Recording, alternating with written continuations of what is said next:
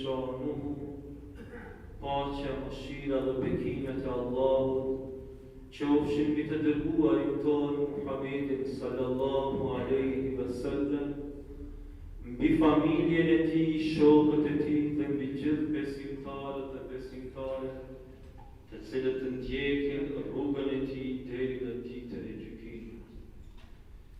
Xhamati nderuar, në ligjëratën e tjeshme folëm për ajetin 39 të surës Fussilet, ku Allahu xhelle shanuhu na tregoi se prej fakteve të madhërisë së tij, të fuqisë së tij, që dëshmojnë padyshim ekzistencën e Allahut xhelle shanuhu, është që kur e sheh tokën të thatë e të vdekur, pra kur asaj nuk ka ujë ajo, nuk ka shi dhe është e thatë, pra kjo është dëshmi se Allahu xhelle shanuhu me argumentet e tij, me faktet e tij që i sjell në tokën që e ka krijuar edhe në mbar gjithësinë, pra përmend rastin e tokës së thatë dhe asaj kur t'i sjellin shiun, kur t'i sjellin ujin prej qiellit, ajo gjallërohet, ajo shtohet dhe bin në të bereqete, bin të ndryshme, me leje, me fuqi, me ndihmën e Allahut xhelle shanuhu.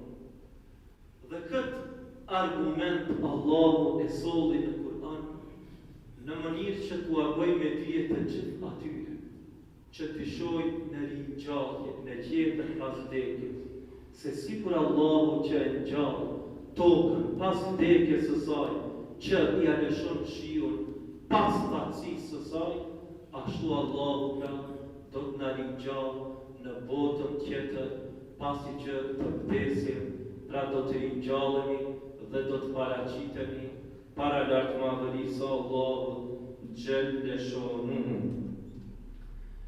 Në ajetin 14 të surës Fussilet, thot Allahu xhelle shanuhu: Innal ladhina yulhiduna fi ayatina la yakhfawna alayna. Ata të cilët i mohojnë argumentet tona, i shtrembërojnë ato dhe nuk u besojnë atyre, ata duhet ta kenë me dije se nuk mund të fshehen prej neve, thot Allah. Le të jenë të sigurt se vëzhgimi, mbikëqyrja e Allahut për ta është në vazhdimsi në çdo sekond, në çdo çast, në çdo moment të jetës së tyre. Prandaj me mohimin e tyre, me shtrembërimin e tyre, me injorimin e tyre që u bëjnë ajeteve të Allahut në gjithësi dhe ajeteve të tij që i ka sjellur në Kur'an, përmes vulës së tij, përmes vulës së pejgamberisë Muhammedit sallallahu alaihi wasallam, pra padyshim se do t'i ka ata dënimi i Allahut për atë çka kanë bërë injorim ndaj këtyre argumente. Pra nuk mund të fshehen prej Allahut xhelle shanuhu. Afaman yulqa fi an-nari khayrun am man ya'ti aminan yawm al-qiyamah. Pastaj Allahu parashtron pyetje. A thu kush është më i mirë? Ai që do të hudhet në zjarr për shkak të injorimit, mohimit, shtrembërimit të argumenteve të Allahut, apo ai i cili do të vjen i sigurt në ditën e Kiametit. Pra si do të vjen i sigurt, do të vjen i sigurt me iman, do të vjen. Ai që vjen me iman në ditën e Kiametit ka siguri. ka paqe, ka shpëtim prej Allahut Gjelle Shanu. Sepse dhe vetë fjala iman, përveç se ka kuptimin besim, e ka kuptimin edhe të sigurisë. Dhe ai që ka iman, dhe me atë iman, paraqitet tek Allahu në ditën e Kiametit, do të jetë i garantuar, do të jetë i sigurt. E pastaj pra kush do të ta ketë gjendje më të mirë? Ai i cili do të hudhet në zjarr, apo ai i cili do të vjen i sigurt dhe i shpëtuar në ditën e Kiametit? I'malu ma shi'tum innahu bima ta'maluna basir. Pra çka doni veproni. Allahu gjithë atë që e punoni e shëtë. Edhe në qoftë se mundoheni që të fsheheni prej njerëzve, pra kjo është kërcënimi drejt për drejt dhe jashtë për pabesimtarët, të cilët mendojnë se do të fshehen prej Allahut Gjelle Shanu, duke i injoruar argumentet e tij. Por Allahu i la të lidhë, edhe u thot në Kur'anin famëlar, i'malu ma shi'tum innahu bima ta'maluna basir. Çka doni bani, çka doni veproni, Allahu ju shikon, Allahu i vëzhgon, i mbikëqir punët tuaja dhe për ata edhe do të dënoheni tek Allahu Gjelle Shanu. Pra në ajetin 14, Allahu pra e sjell një kërcënim për pabesimtarët të cilët mendojnë se me injorimin e argumenteve të Kur'anit ata do të shpëtojnë. Jo, nuk do të shpëtojnë, por do të hudhen në zjarrin e ndezur fort në xhenem. Për shkak se lakuan prej rrugës së Allahut, i cili në surën El Isra thot për gjendjen e pabesimtarëve në ditën e Kiametit, kur do të përmbysen me fytyrë në xhenem. Duke thënë në Kur'anin famëlar, وَمَنْ يَهْدِ اللَّهُ فَهُوَ الْمُهْتَدِ. Ai të cilin e ka udhëzuar Allahu, ai është i udhëzuar.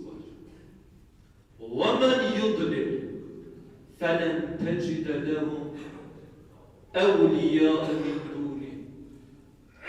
Dërsa i cili ka humbur rrugën, pra Allahu e lë në humbje pasi që ai e ka zgjedhur rrugën e humbjes. Por atë nuk do të mund të gjesh ndihmës, mbrojtjes.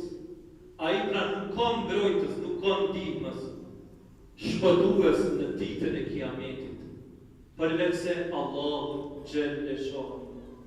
Por Allahu nuk do ta ketë mbrojtës, për shkak se e ka mohuar atë. Dhe çfarë do t'i gjej pabesimtarët në xhenem në ditën e Kiametit, thot Allahu, وَيَوْمَ نَحْشُرُهُمْ عَلَى وُجُوهِهِمْ. Kur do t'i tubojmë ata në ditën e Kiametit, do t'i përmbysim me fytyrë në tokë, umyan wa summan wa bukma. Do t'i përmbysim me fytyrë në tokë, të shurdhër, të verbër me met, me avahun xhehenem, vendi i tyre do t'jetë xhehenemi. Kullama khabat zidnahum sa'ira.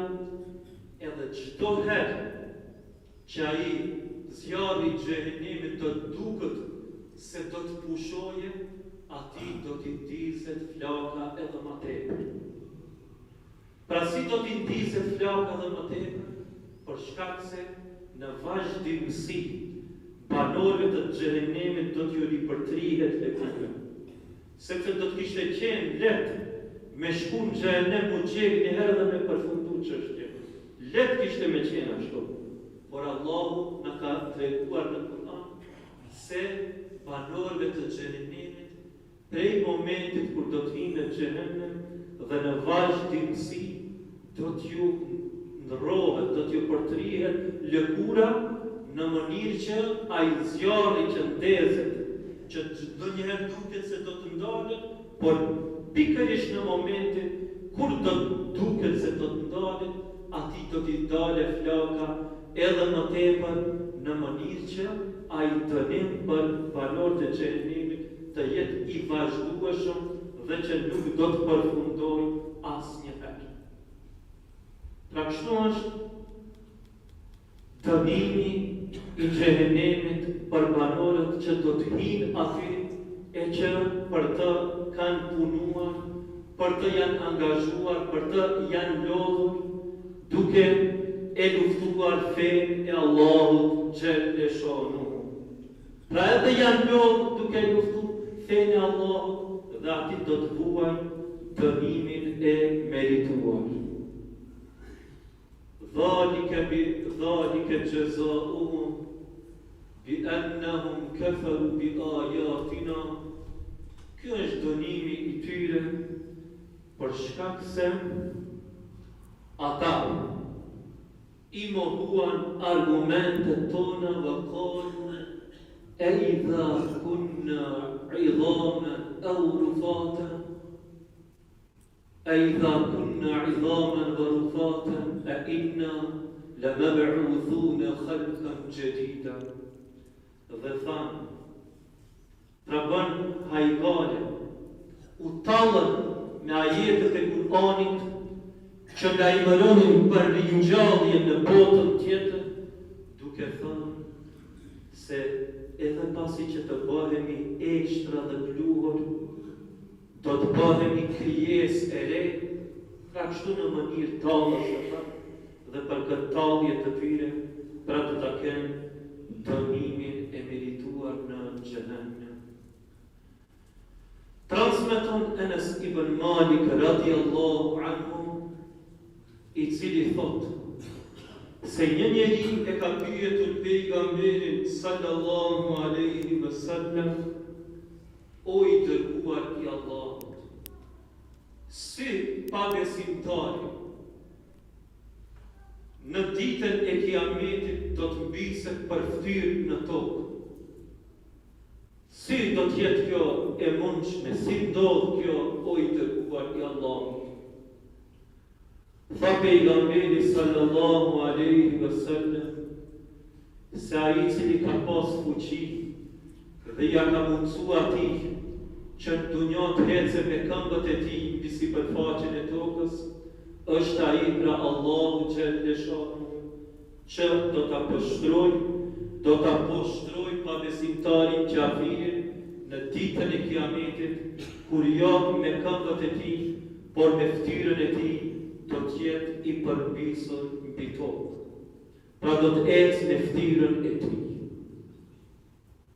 Sepse ftyra është ajo pjesa më e theksuar e trupit të njeriut.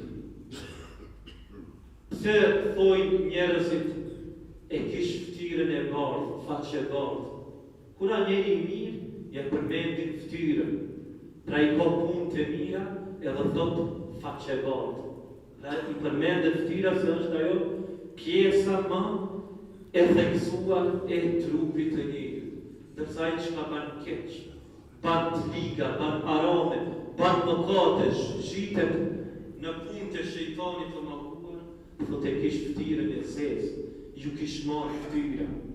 E për atë arsye Allahu, pra në ditën e kiametit pabesimtarët do t'i përmbysë me ftyrë mbi tokë, për t'i përullur, për t'i përbuzër, për t'i nënçmuar, për ata që ka i nënçmuar dhe i përbuzën, nuk i përfillën ajetet e Kur'anit dhe atë me të cilën Allahu e dërgoi pejgamberin e tij Muhamedit sallallahu alaihi wasallam. Pra la yastawi ashabun nari wa ashabul jannah. Ashabul jannati humul faizun. Pra nuk janë të njëjtë. Pra u shqip ka qartë se nuk janë të barabartë. Banorët e xhehenimit me banorët e xhennetit. Pse? Ashabul jannati humul faizun. Pra thotë Allahu në surën e Al-Hashr se banorët e xhennetit janë fitimtarë. Pse janë fitimtarë?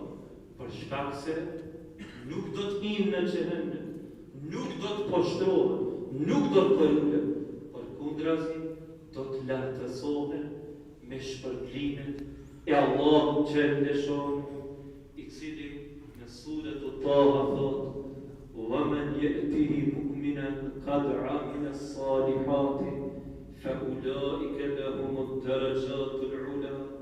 Ai i cili vjen ditën e Kiametit besimtar i Allahu do të jetë i sigurt i shpëtuar, sepse ka punu vepra të mira. Për shkak se ka qenë besimtar, ka punu vepra të mira, do të ketë grada të larta në xhennet, xhennatu adnin tajri min tahtiha al-anharu khalidina fiha. Pra në xhennetet e adnit, në për të cilët rrjedhin lumenj, ku ati do të jenë për gjithmonë. Dhalike jazau man tazakka. Kjo është shpërblimi për ata të cilët janë pastru, e kanë pastru shpirtin e tyre, e kanë pastru.